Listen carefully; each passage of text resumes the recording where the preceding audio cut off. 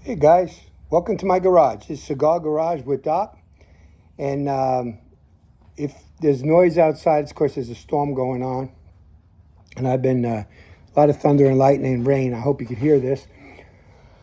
Today I wanted to make this video because I'm smoking one of my favorite cigars. One that I don't usually buy quite often. It's a pretty expensive cigar. For me, it is at least anywhere from $15 to $23. But it's an Avo Uvasian 3, which is a Presidente size. And I'm going to touch it up a little bit here. It was the wind.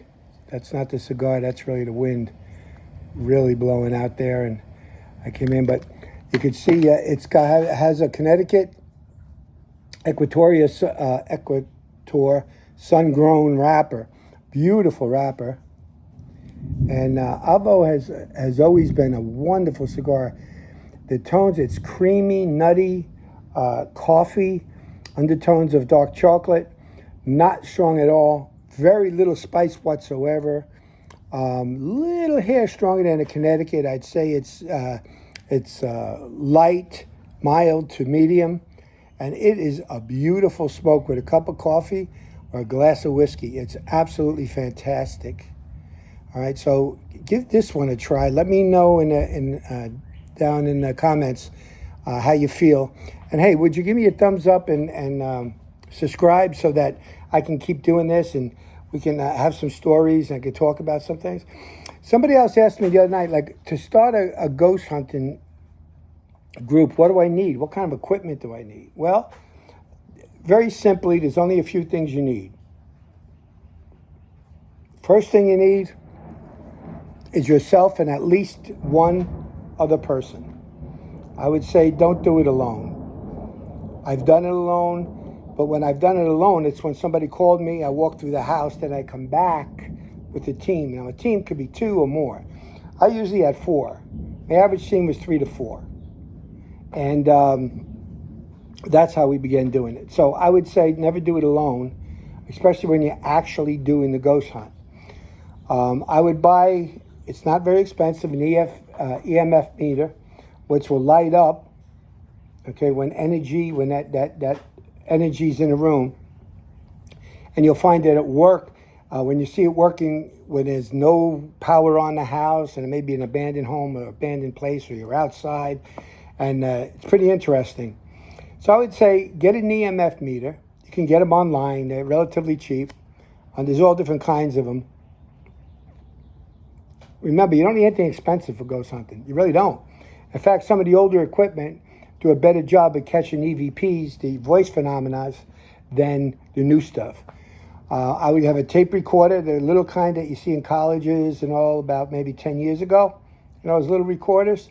That's all you need. If not, use your telephone. There's some good recording apps on your telephone now. Use it. Use your telephone. And as far as the camera goes, use your telephone. Great camera. Good as any camera I ever used. And that's all you need. But remember this. Before you start, make sure you research where you're looking. If someone's calling you in, interview them. Find out what's going on. Read about what's going on. If you don't know if it's haunted or not and you're going to a graveyard or something else, make sure it's legal for you to be there so you don't get yourself arrested, okay? You do this on your own, okay? I've done this for many, many, many years. I'm not telling you to go out and do it. I'm actually just answering a question. Someone said, when you start it, what do you have to do? I'd say get training, read up on the paranormal, look at some of my videos about what spirits can do, so you're prepared.